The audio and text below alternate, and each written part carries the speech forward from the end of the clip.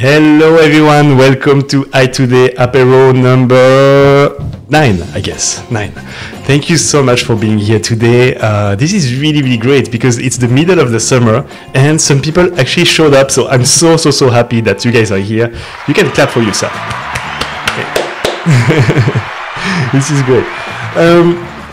So, thank you so much for being here for Itoday Apero. We are live from Lausanne, Switzerland, and today we're going to talk about innovation, about transportation, and about creating a culture of innovation in a very big transportation company. Our guest today, his name is Gaël Mercier. Gaël, so there is a little tradition at Itoday Apero. I have this bottle of wine, and Gaël is going to get one bottle of wine as a speaker, and we're going to have a second bottle of wine for the best question in the audience. So it's going to be interactive, and if you have questions at any point, please ask it, and you might win the bottle. So about our guest today, Gaël Mercier. He's innovation manager at STIB, MIVB, which is the big transportation company in Brussels city. And Gaël is originally from France and living in Brussels right now. So I'm gonna read his bio, and then we're gonna welcome him. So Gaël, he's really passionate about mobility and innovation. He studied as an engineer at Renault Nissan, and he led several car innovation projects. He worked then in the mobility sector at TransDev, where he tried to help anticipate autonomous and connected future public transportation. And then he moved over to Brussels to join STIB, which is the public transportation company in Brussels. He has a degree in engineering from Paris Tech Les Mines, and I didn't know that, but he has a passion for theater, which I think is good because he's also facilitating workshops, and he wrote even a play, and he performed it more than 50 times with a small troupe of actors. So please, from Brussels, Belgium, make a huge round of applause for Mr. Gaël Mercier. Hey Gaël.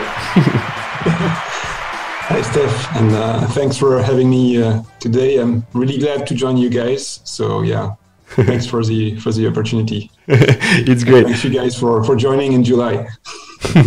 Yes, yeah. So we are at the beginning of July. People are actually going on holidays right now, so they are from their car watching the show, which is kind of cool. So thank you so much, guys, for attending. So Gaël, today we're really excited to have you on the show because we're gonna talk about transportation, about creating a culture of innovation in that space, and it's quite some years we know each other, right? We work together. We run design sprints together at your company, and we're gonna talk about all of this together. But maybe before we start, can I ask you, to kind of tell us who you are and what's your journey and how you ended up in innovation? Sure, and thanks again, Steph, for that. Yeah, so as you said, I'm from France originally, and I was born in south of France, in Toulouse. I studied in Paris engineering, and I started in the automotive industry at Renault Nissan.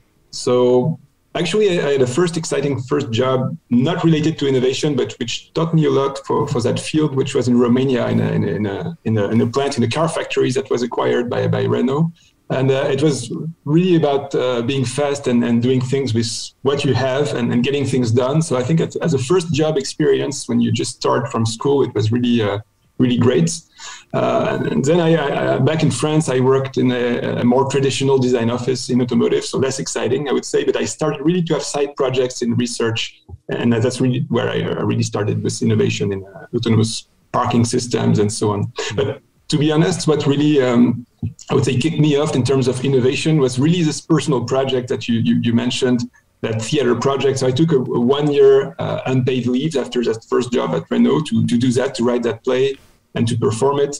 And that's really how I think I had the confidence and experience to really explore new topics and really at the same time stay very focused on one goal. So that's really where I started with innovation, I think. That's great. So when I came back to Renault Nissan, I started again as an innovation project manager, and that's really where the fun began, professionally speaking. So working on great projects, on on voice assistants for cars with Microsoft, with Google. So really great. And then I had the opportunity to work on partnerships as well, still in the automotive industry. So in partnerships between car makers. And so that really gives you the big picture of how you deal with legal, how you deal with commercial aspects and with design and so on. And after a while, I mean, I was like, okay, I've been doing this for more than 12 years and I'm putting diesel vehicle on the road. So is that really the future? Is that what I want to do afterwards? So I decided to move to the mobility sector and to join Transdev, which is a big public transport company in France, which is present also in the US and Germany and many more countries, not in Belgium or Switzerland, but and I was there in a small division working on adapting self-driving technology to public transports by preparing the company for that future. And then my wife moved to Brussels, so for a new job. So I moved there as well. I was really lucky to be able to join STIB, so the big public transport company of Brussels region, to become their innovation manager. And I started there early March 2020. So this is great. So STIB, it's actually a giant company, right? I read somewhere it's more than 10,000 employees, right? Yeah, so you have to, it's a bit more than 10,000 employees, but you have to realize a big part of those 10,000 employees are like mostly bus drivers, tram drivers, metro drivers, or technicians working on the work we have. So it's not like 10,000 employees like Google employees, you know. So it's mostly a people management company, but yeah, it's pretty big, of course, and it manages basically all the public transport in the region. But it's also a local company, which is also a strength in some points.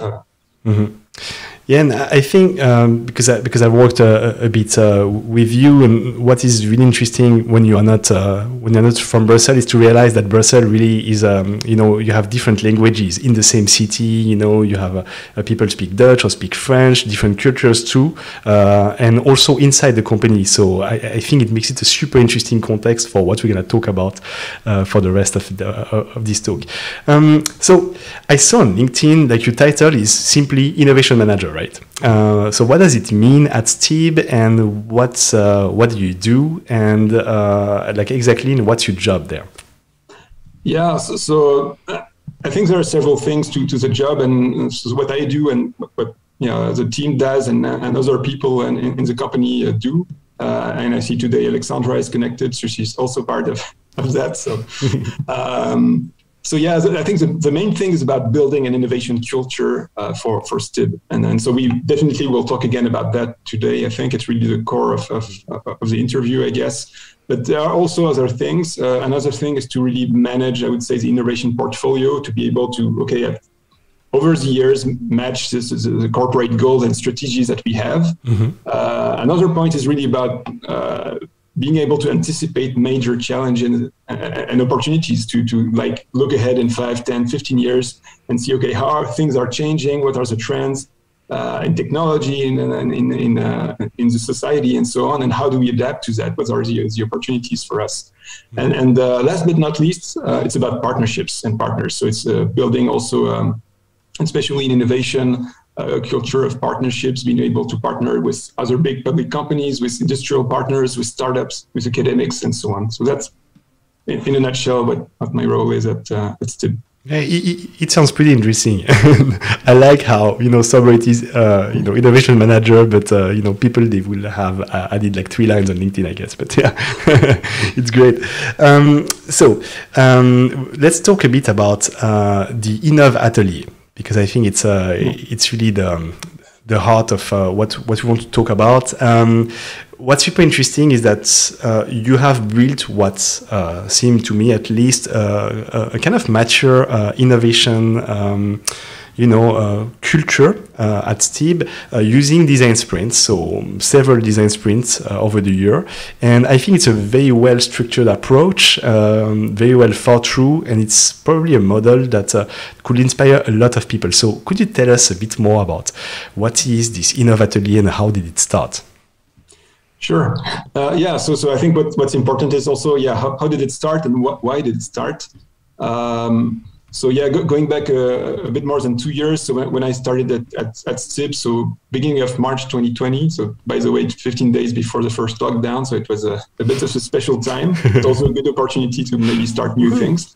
I really started to discuss with many people in the company to see, okay, how things are going, how are we doing with regard to innovation, and what works, what doesn't work, what are the expectations.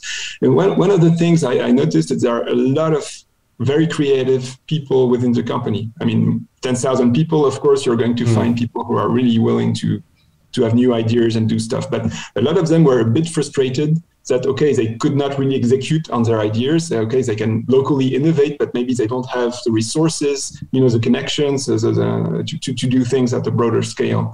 So we could see there is a huge potential, but a little bit untapped potential. And so one of the main things we proposed first to our top management is to say, okay, we maybe should start a sort of innovation lab. Mm-hmm. And they say, okay, sure, why not? But what exactly do you mean? So please come back with something more, concrete. And so that's when we started to work with a small team. So Alexandra here today is part of that team of people from everywhere in the company. So Alexandra is from marketing, from digital marketing.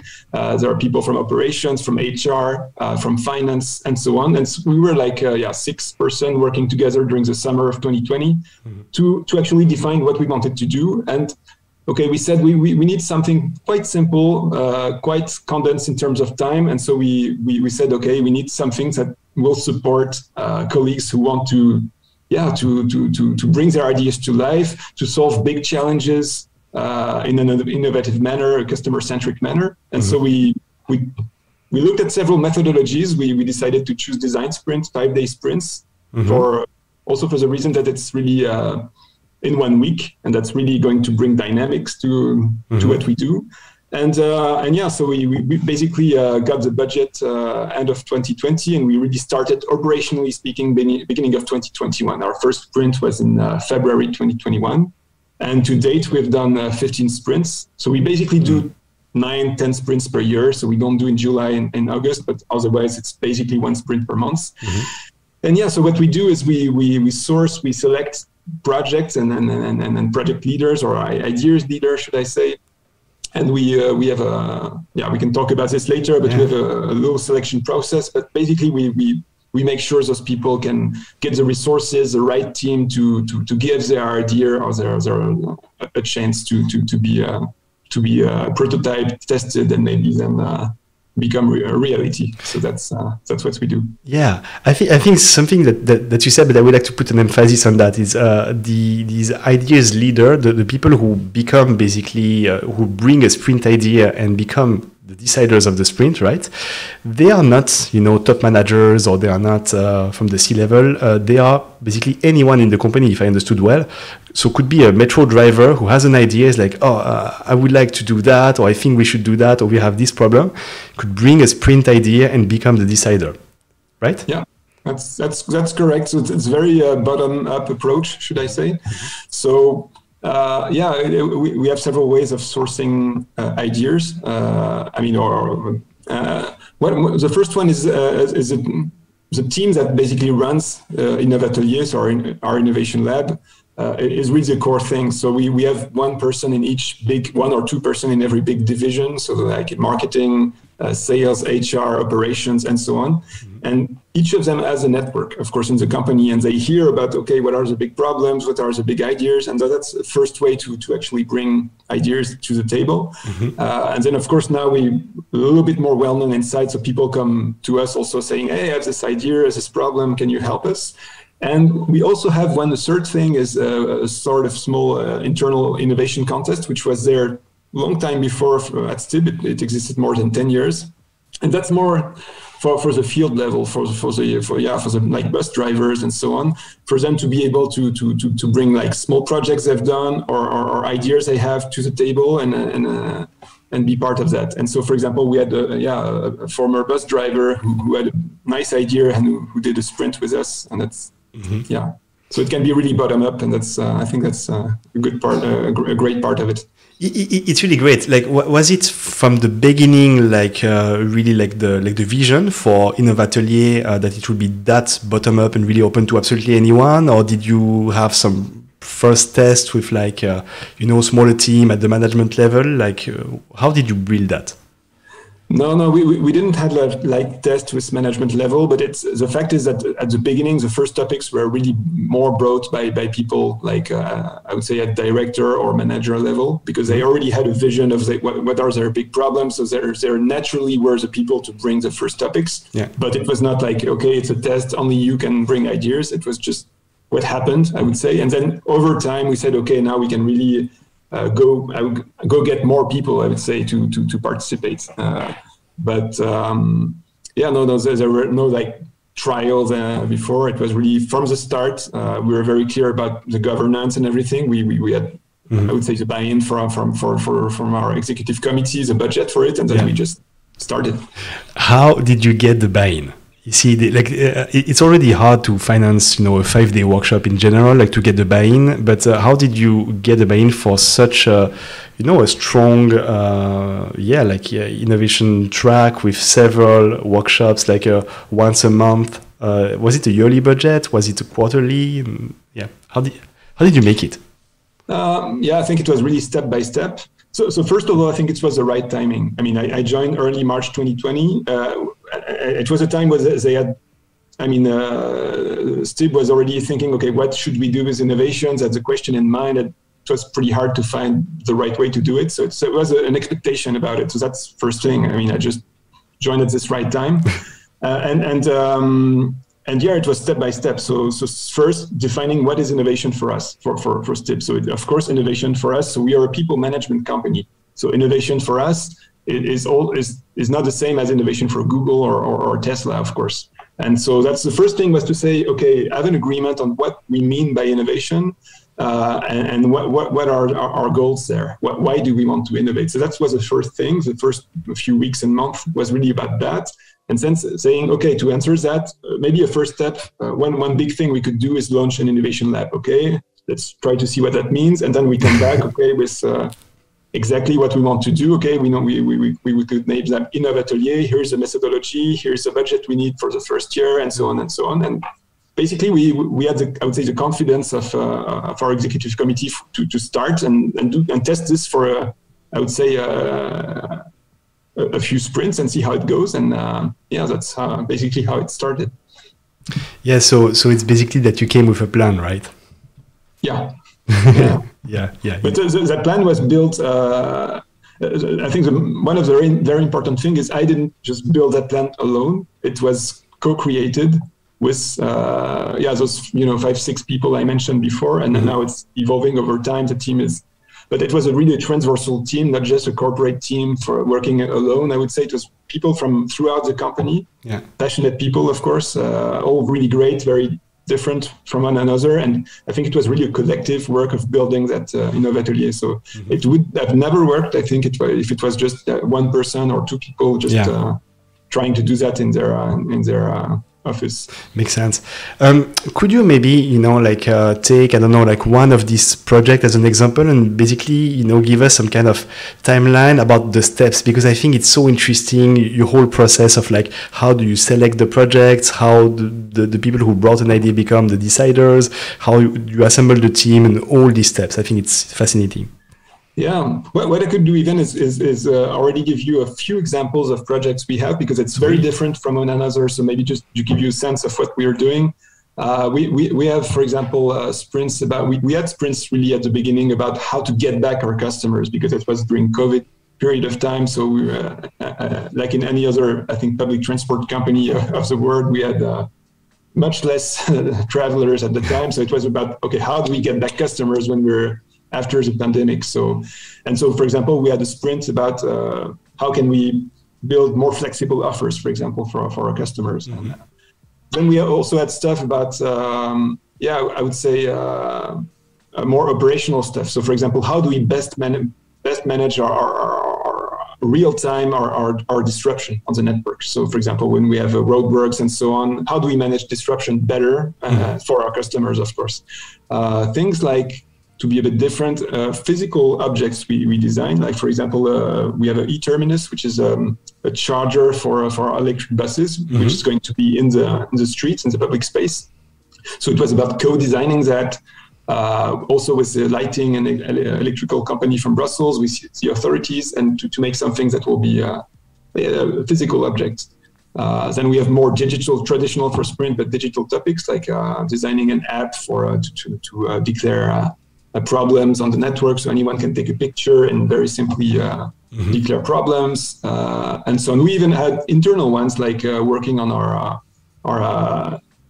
the way we're going to work with hybrid. So how are we going to redesign our office spaces and IT tools to better work hybrid? So of course it's a topic for every company, I guess, in those times. So you can see it's very, very diverse. One of them was, and you know this one, Steph, it was to how do we reduce fraud? So people not paying their tickets in our network. So, and for this one, it was funny because the testers at the end of the sprint were actual frauders, people, really hard one actually. So it was quite fun interviews.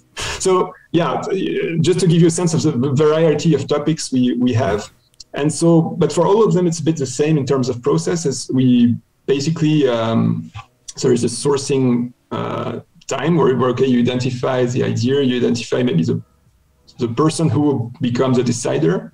And then, okay, when you, and we with the team, we try to see, okay, is it a good idea for a sprint, or is there another way to help them? I mean, it could be something else. But if it's a good idea for a sprint, then we start to coach. One of them is coaching the future decider. And then we have every 3 months, we have a sort of jury we assemble to select the topics we're going to run sprints for the next trimester. So basically what we do is we have 3 or 4 topics being presented at a time, and every candidate has like 10 minutes to pitch, and then 15, 20 minutes Q&A with the jury. So the jury is basically directors from throughout the company, but it's not always the same. So it from one time to another, it changes a little bit to be able to have some diversity. And so basically that's how we select topics. And then we give ourselves a bit more time to assemble the full team and to prepare the sprints, but that's basically how it works. This committee, kind of looks like what, like it's like it's like a Shark Tanks, like the candidates, they come, they pitch for 5-10 minutes the sprint idea, and then they leave, and and basically how many proposals like do you get per session? Yeah, so in one session we usually have typically three, maybe 4 candidates. So not too many. We do a lot of pre-selection also before to make sure there are good topics that we ourselves judge good ideas for a sprint.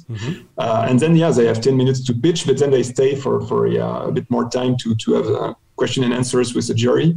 And it's usually we ask the jury to ask the right questions. So of course, ask the questions which are hard, but of course be respectful of the work, of course. And usually that works pretty well. So the jury is like 10-12 people basically from throughout the company, and who have a wide vision of what is going on in the company, so they can really weigh out priorities, and they have criteria, of course, to help them make a decision. But basically at the end they vote, and we decide what we bring. So it's very close to a startup approach, right? Except of getting like investors for the startup, they will get a sprint organized, and they get to become the decider of the sprint. Yeah. Basically, what they get is a sprint being organized for them, and they get a bit of visibility. And of course, they also usually have one or several sponsors higher up in the company who will not take part to the sprint, but who will support that and support the execution afterwards when it's done.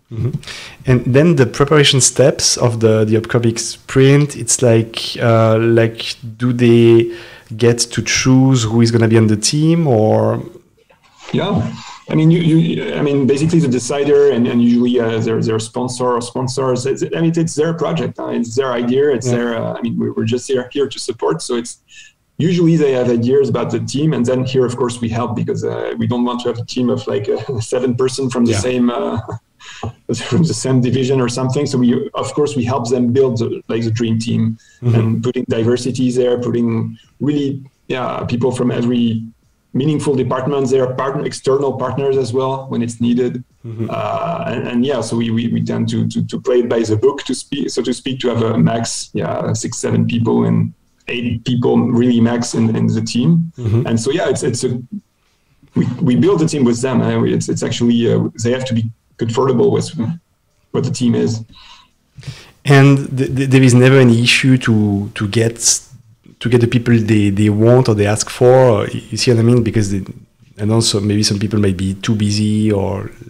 I mean it's a good point you mentioned, because it's a very good selection criteria as well. I think for me is if someone is not willing to commit 5 days for that, it's maybe for a very good reason, which is it's not really important enough for him or her, and that's fine. I mean, if you're saying, okay, this topic is it's interesting, but it's not really my core business. I don't want to spend 5 days on this. Okay, fine. Yeah. So it's basically we get only people who feel already committed enough to say, okay, I'm going to clear my schedule for 5 days. Yeah. And that's also part of the good criteria to have a motivated team, I think.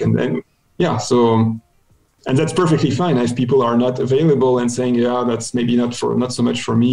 Maybe another time. Okay, no problem. But usually we get really the teams they want. It's very rare that they don't get the right people. So the team is assembled, then they run the design sprint. I know because I've been the facilitator of some of them, so I kind of know how it goes, which is a typical 5-day design sprint. And then at the end of the sprint, there are some more steps, right? Basically what we do is just the week after the sprint. I mean, we tried to do it to fit it in the Friday, but it was really not working so well. So we did it after. I mean, traditionally in the sprint you do this synthesis at the end of the sprint, but it's really very quick. So like typically Tuesday, the week after, or Wednesday, we assemble the team again for one hour, usually remotely, and then we deep dive a little bit more. Okay, what is really the takeaway from the sprint? What are the actions we want to have next? And then we present that in another session, just second 1 hour session to the sponsors. So basically the guys who are going to put like the money or people on the table to do stuff. And so then we present, okay, what was the sprint? What are the takeaways? And we discuss basically the actions, and we discuss, okay, what are we really going to do now? And it can be nothing, because the sprint taught us we should maybe stop that project, and it happens. And sometimes it's, of course, let's go and let's do it. So it's... How easy is it to get, I don't know, some more funding, or, like some people or who can be mobilized on the project to execute after the sprint? You see what I mean? Like, since you thought it through, because I see sometimes we do run the design sprint in the company, and then they have a great idea, a great product, or a great whatever, and then they want to build it, and they have to wait for 2 years to get the funding to actually do it. Does it happen at you, or did you think this through, and are you able to execute faster?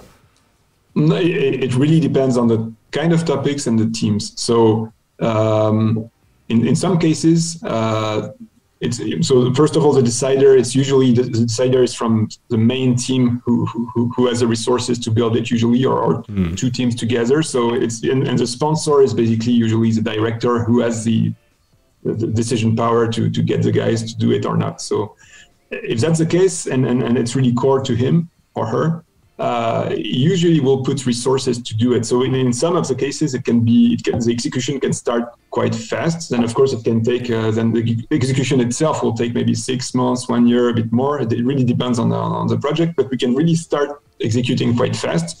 In other cases, and it really happened as well, and the director will say, okay, idea is great, but actually I can see now with the scale of what you want to do, I don't have resources for that. I mean, I have to have my priorities, and I will say, okay, then let's pause this, or let's park this. And it also happened. And the third kind of things as well, and that's something we're really going to work more on this fall and next year, is digital projects. We were not very nimble and agile with digital projects at STIB, so we have to be a bit more efficient with that. And yeah, we're going to try new approaches to execute faster on digital products we design and test during sprints. But so to boil it down, it's really depending from one project to another, and sometimes it can go pretty fast to have the resources, and some other time we will just stop the project. So yeah. How is it perceived now internally? You have run this InnovAtelier for almost 2 years, right?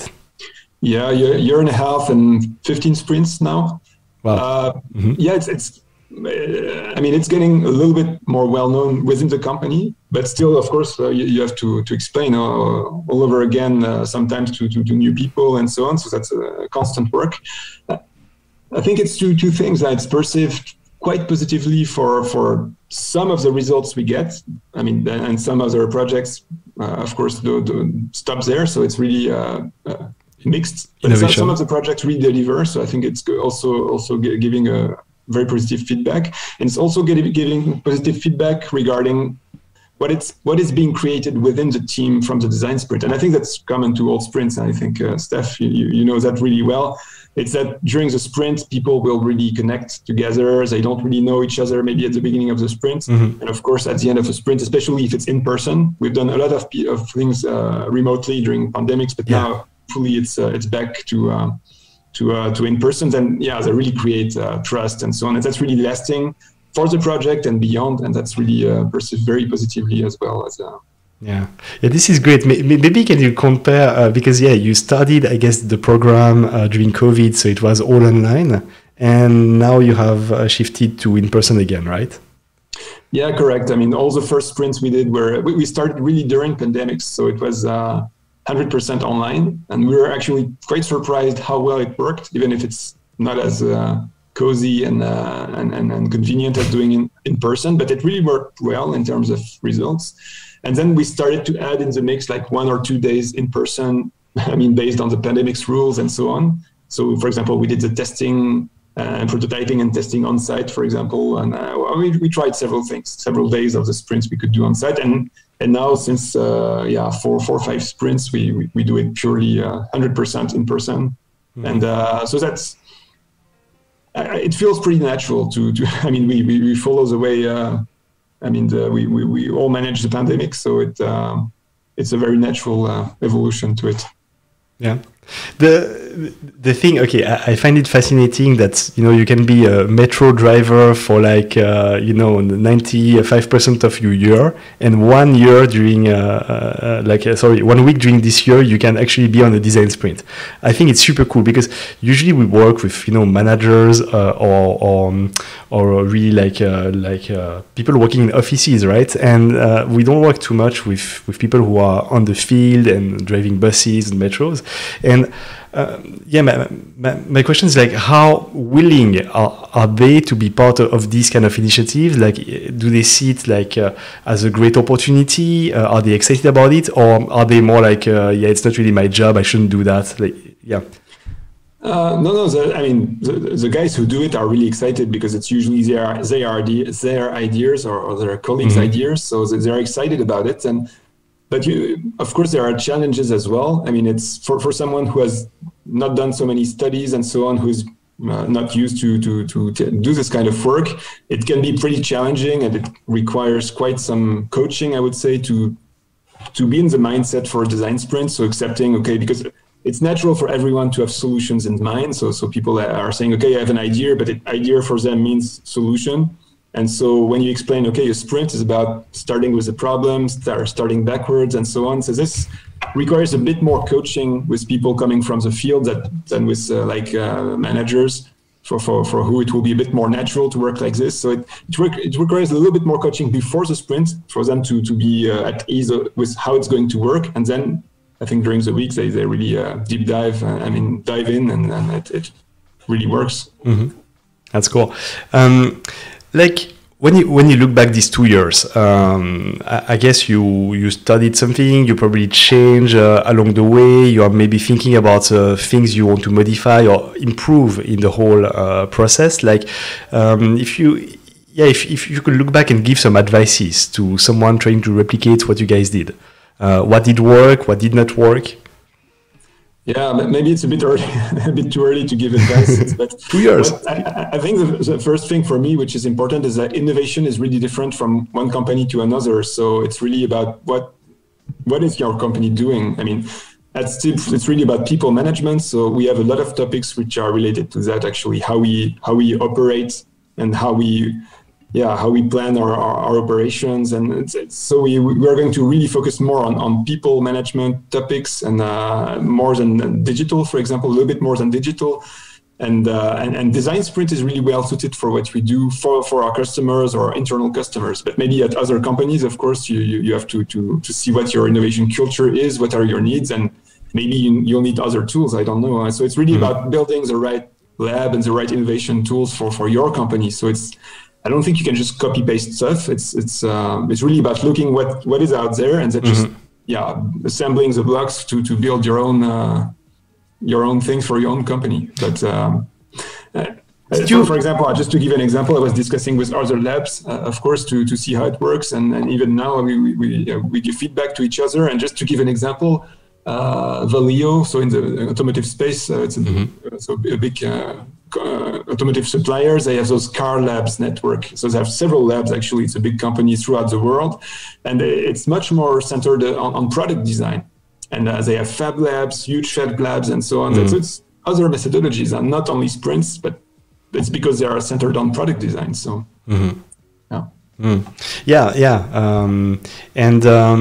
it's very interesting because the sprint was created for digital products, right? But I think it's one of the example of non-digital product that can be worked on with this methodology, because basically what's kind of great is that you have everything around, right? If we need to access some users, we just go to the metro station and we can ask them directly because they are there. If we need to look at a specific location, we just go, and so it's kind of experiential, and it's also great that it's at the city level. So your users, they are very close to you. They are in the same city, which is not the case. That's one thing that's making it very easy, actually, to deploy things faster in terms of process, is that we are a very local company. I mean, we're at a scale of a region, and it's, of course, much faster than when you're in a much bigger company, multi-continents and so on, and where you have to synchronize cultures and people from Singapore, from the US, from UK, and so on at the same time. So here it's much faster. We're all in the same time zone and so on, so it's easier. And as you say, our users are nearby. So. Great. So we have a question from Sabrina. Sabrina, do you want to ask?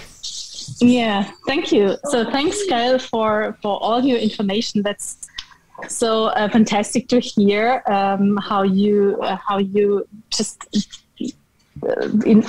how you unfolded, let's say, the power of the design sprint. And actually, I also have a client who wants to, let's say, have more innovation, and it's just, let's say, the support from a C-level. So my question would be, how is the feedback from your C-level, and so regarding their expectation, what did they expect, and how is their feedback now? So after 1.5 years. Yeah, I think it really varies from one person to another. Of course, and some of them are really more familiar to the innovation field, some less. One of the things they see is the result. I mean, they can see that when we every 3-4 months, we go to the C-level of the company, to the executive committee to say where we stand. And usually we do that with sponsors from projects, and they themselves present the results of the sprint. And so that I think the strength is that, okay, there's the results and the people will speak for themselves about it. So yeah, what I wish we could do now is have also sprints with some of the C-level, but it's of course for them a bit harder to free 5 days from their agenda, but I think it would be a nice experience. But at least, the way they see it, I think is, they see it's working. And of course, they always have the question for some of them, okay, can you do it shorter? Can you do that in 3 days? Can you do that in half a day? And so we say, yeah, sure, we can do a 3 hours workshop and then do many things. Of course, we won't do prototyping and testing in that time, but yeah, so we try to adapt also methodologies and the panels of tools we have, but I think overall the feedback is really great. Do you feel that they have a personal interest. I mean the C-level people for these kind of things to be part of the design sprint, or do they like that position of basically giving the funding and then seeing what happens and being more like in the review mode? Yeah, once again, I think it will really depend from one person to another. Some of them are really, I think, ready if there is an occasion and a good topic for them, I think, to jump in probably. So we definitely have to try it, I would say. We were a bit reluctant to do it at the beginning because, in the company culture, if you put C-levels in a sprint at too early in the process, it can be very frightening for other people. But now I think we are at a stage where we could definitely do it without any issues. So definitely something to try. Also, I have a personal question because I've been a facilitator for some of your sprints, but not all of them, which is a shame, but some of them. But at the same time, I'm very interested about the reason why you decided to work with several facilitators who might have a bit of a different flavor or things like that. And I think it's intellectually very interesting. So I would like to understand your train of thought and basically why did you choose to go this way?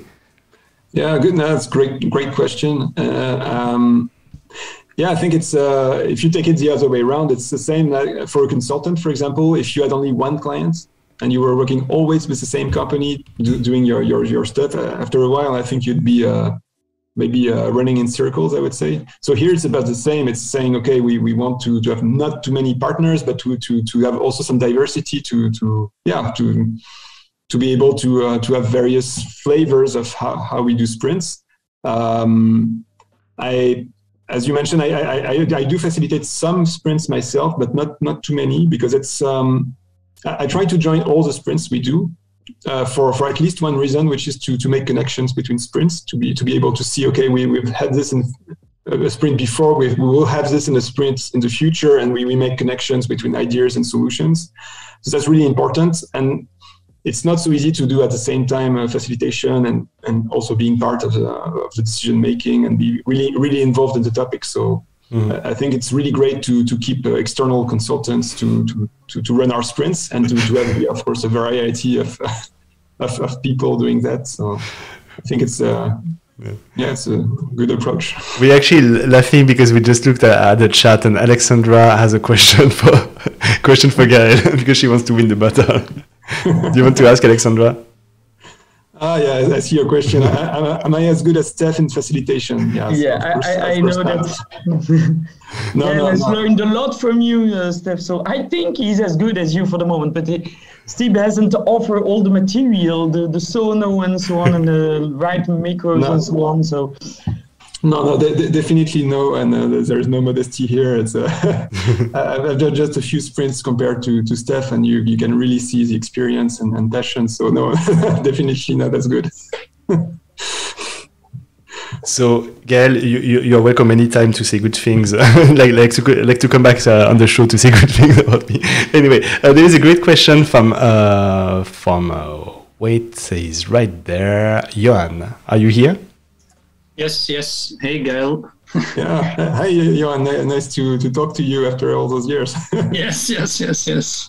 Yeah. First of all, I also want to say thanks for all the information. It's great to see and very creative thinking what you are doing in a company, in a public transport company. I was wondering what's the difference if you present this to your executive committee in the public transport versus if you present like the assistant projects in Renault, right? I mean, what is there from a high level management thinking or goals versus a commercial company like Renault with SOPs, with budget restrictions? What is their strategic goals, right? Is that a bit what's aligned or what's different versus, let's say, a commercial company versus a public transport company? Yeah, this is a great question, I think, Johan, and I think there are many differences. First of all, is the size of the company. I think a big car company like Renault Nissan, for example, is much bigger. So usually you're not pitching your innovation ideas directly to the CEO, to be honest, first of all. And yeah, as a company, it's very different because like a car company, to take this example, is really about product design and how to build this product that's going to differentiate and make money and be marketed into a very, very competitive market. On our side, what we do is we are not in a very competitive market because we are a public company operating without direct competition in the Brussels region. And so our challenge is really to have the best service with, I would say, at a lower cost. And it's really about people management, what we do. It's not about product design. So yeah, the mindset, of course, is very different in both companies. And of course, here at STIB, it's much more direct because it's smaller and you can pitch it directly to the C-level. And yeah, so it's really very, very different, of course. And it's easier, of course, in a smaller company like that, even if it's 10,000 people, it's really smaller to actually get the buy-in for that. Yeah. But can you get, let's say, larger projects more easy approved than in a commercial enterprise like a Renault? If it's going to be very big projects, no, I think it still takes time. It takes a lot of time, right? Yeah, to take one example, and this did not come out of a sprint, it was something that started before. We have a big project, for example, for hydrogen buses.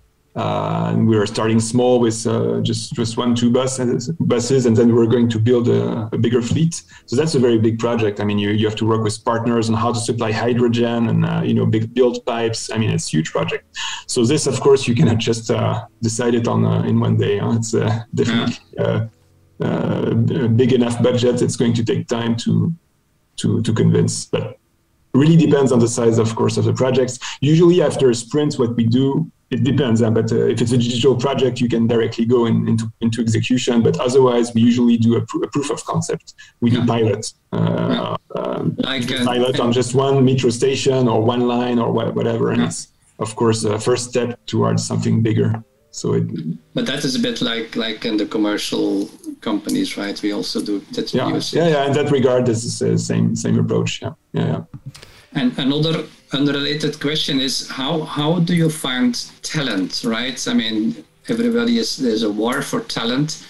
I was not aware that a public transport company that you do this kind of thing. So how can you expose what you are doing, this InnovAtelier, to the external world to find talent to come and work for the company? Good question. No, it's a great question because a lot of other companies, we are in the talent war, actually. I said we're not competing in our space, but we are competing for talent, that's for sure. And so, it's definitely a challenge as for everyone else to attract talents. So, doing interviews like this can of course contribute, I hope, to find talents as well. But what we do for design sprints, we assemble our teams internally, first of all, with the talents we have, and of course with partners. I mean, we partner a lot with maybe other operators, with other companies. But we're all part of a talent war, We had one sprint about our work philosophy. I mean, it was more, I would say, higher level thinking, not so, maybe not as concrete results as other sprints, but it was more how are we going to reinvent our work philosophy in the hybrid world, and that's I think that can really help also showing that we do that, bring new talents to the company. Mm-hmm. There is one last question from Mathieu Manem. Mathieu had to leave because he's driving. He's on the road, but he sent the question.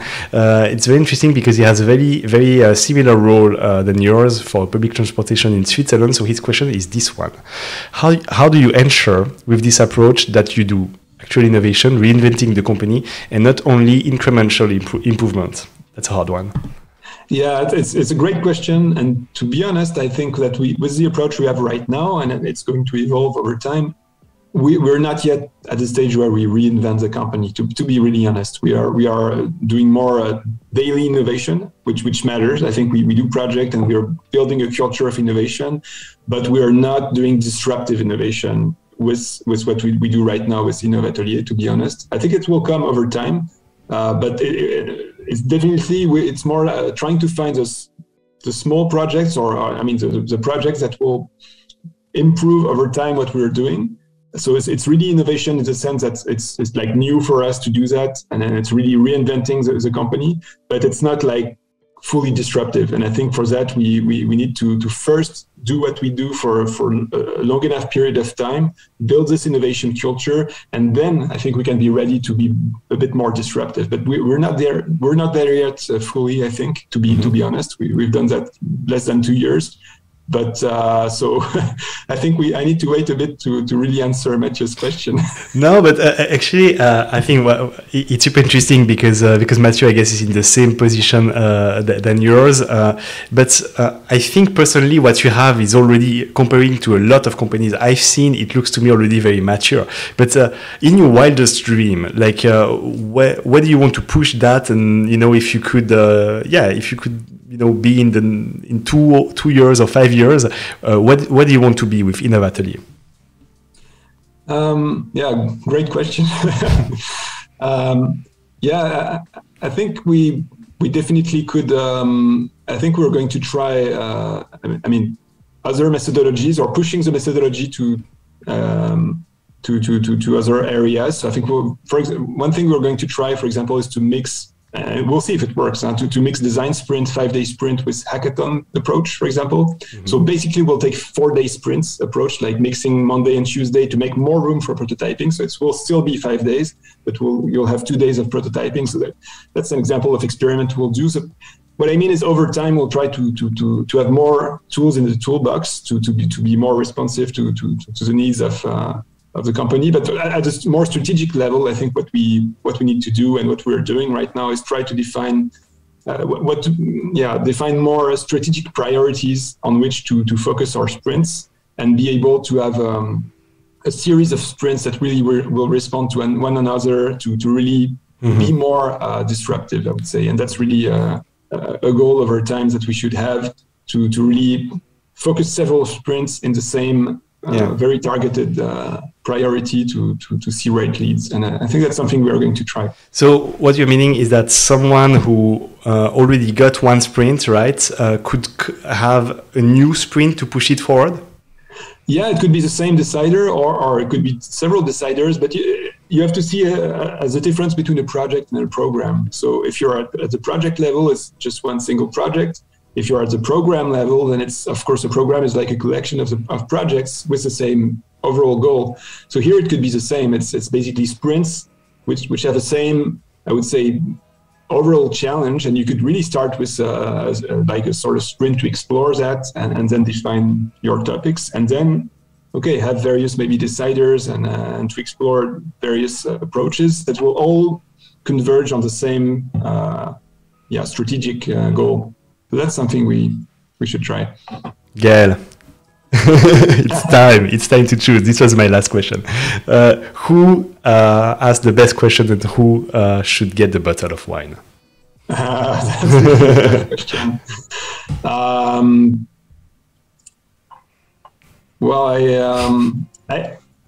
going to say Johan had a very good question, Johan Smolders, and so I would say, okay, let's send him the bottle. We have a winner, Johan. Yeah, he seems to be very, very happy. That's great. Great. Merci, Gael. It's great. Guys, so Gael, thank you so much for all of this. It was gold, super, super valuable. I hope you guys had fun. Thank you so much for being here on Summertime. Really, really appreciate this. And yeah, that was Itoday Apero number 9. See you very soon. Cheers. Thank you, Steph. Thank you, everyone, and thank you to Itoday. You can dance. Thank you, Gael. Big round of applause. Woo!